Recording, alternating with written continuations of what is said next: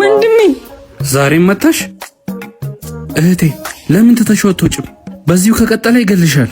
እኔ እኮ ከሞትኩ ቆይቻለሁ። እሱን የወደድኩ ቀን የሞትኩት። ምንድነው ያልነገርሽኝ ነገር? ለምን ግልጽ አታረጊልኝም? አሁን ሁሉም ረፍዷል።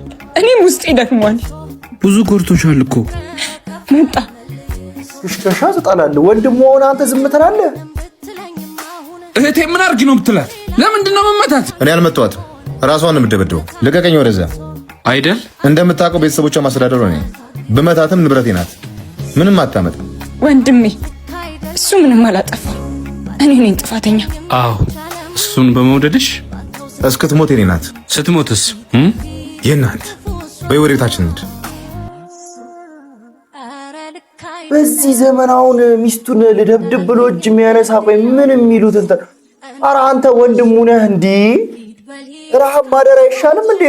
እህትህ እየተደበደበች ከምትበላው እንጀራ ሄደህ አናቱን ወይ አትለው